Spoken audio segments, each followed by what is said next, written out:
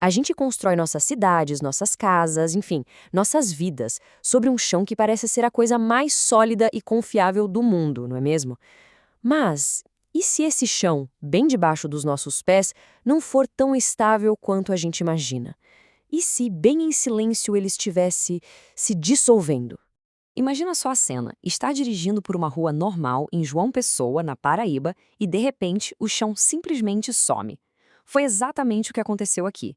E não foi um terremoto, nem uma explosão.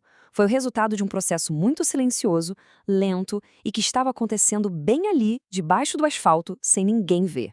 E aí fica a grande pergunta, né? O que é que faz o chão de uma cidade inteira ceder desse jeito do nada?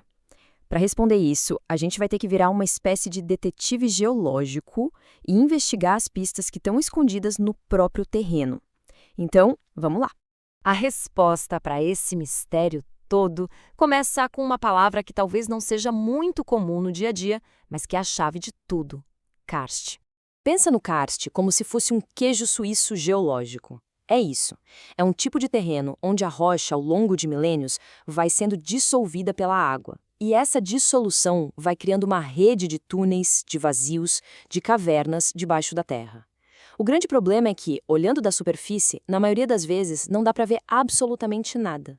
E o mais fascinante é entender como isso acontece. É pura química misturada com uma paciência de eras. A água da chuva naturalmente se torna um pouquinho ácida, como se fosse um refrigerante bem fraco. Quando essa água se infiltra no solo e encontra rochas como o calcário, ela age como água num torrão de açúcar. Bem devagarinho, grão por grão, ela vai dissolvendo a rocha e abrindo caminho por baixo da terra. Ok, então a gente já identificou o culpado natural, que é esse processo cástico. Agora vamos até a cena do crime para entender como essas peças se encaixam em um lugar específico: a cidade de João Pessoa. Olha só, este mapa ilustra a situação perfeitamente. A cidade foi construída em cima de uma camada de sedimentos, a chamada Formação Barreiras, que funciona como uma espécie de cobertura. Só que por baixo dessa cobertura tem a Formação Gramame, que é feita de calcário, justamente a nossa rocha que dissolve. Ou seja, a cidade está literalmente construída sobre um alicerce que pode derreter. Então, o ponto principal é esse. A natureza já tinha deixado o cenário todo montado. A combinação de chuva, uma base de calcário e muito, mas muito tempo, criou um ambiente que já era propenso a ter esses buracos subterrâneos. Mas só isso não explica esses colapsos tão repentinos. Faltava um elemento para acelerar tudo isso: um cúmplice. E esse cúmplice, bem, somos nós, com o jeito que a gente constrói as nossas cidades. Vamos comparar. No ambiente natural, a água entra na terra devagar, o sistema todo é equilibrado e a pressão da própria água lá embaixo até ajuda a segurar o solo. Mas aí a gente chega e urbaniza. A gente bagunça tudo. Impermeabiliza o chão com asfalto, concentra a água em canos e, para completar, coloca um peso gigantesco em cima com os prédios. E essa tabela, que vem direto do estudo, é muito reveladora. Ações que parecem normais do dia a dia da cidade têm consequências geológicas seríssimas. Aterrar uma lagoa para construir, por exemplo, isso tira o suporte que a água dava para o solo. Ou um simples cano que arrebenta. Aquele jato de água entrando com força no subsolo age como uma lavadora de alta pressão, sabe? Vai abrindo e aumentando qualquer cavidade que já existia ali.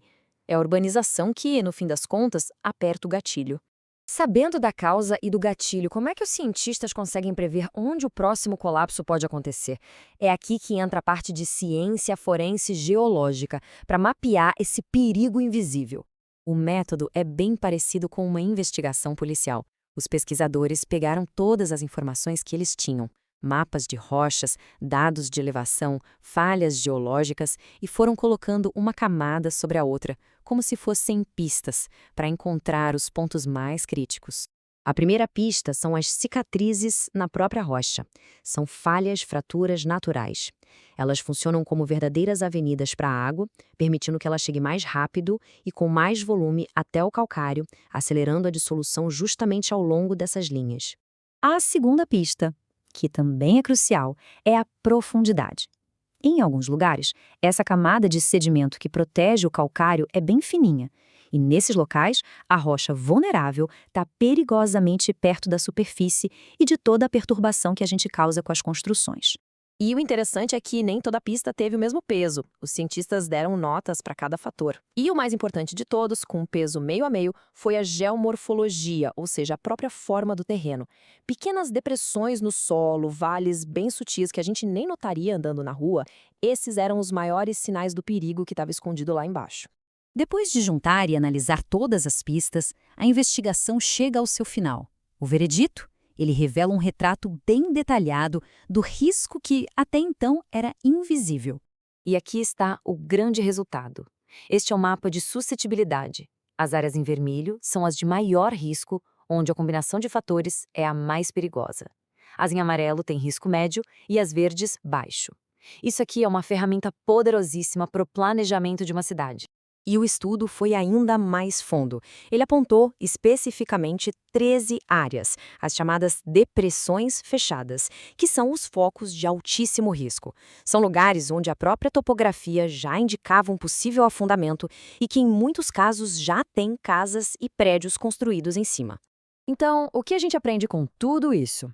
Primeiro, que o chão nem sempre é o que parece. Segundo, que o nosso jeito de construir cidades pode acordar gigantes adormecidos da geologia. E, por fim, que a ciência, que esse tipo de mapeamento de risco não é luxo, é uma necessidade para a gente evitar desastres. E tudo isso nos deixa com uma última pergunta, que vale não só para João Pessoa, mas para todo lugar. O que será que existe debaixo da superfície de onde a gente mora? A história do karst urbano nos mostra que entender a geologia que a gente não vê não é só fascinante, é fundamental para a nossa segurança.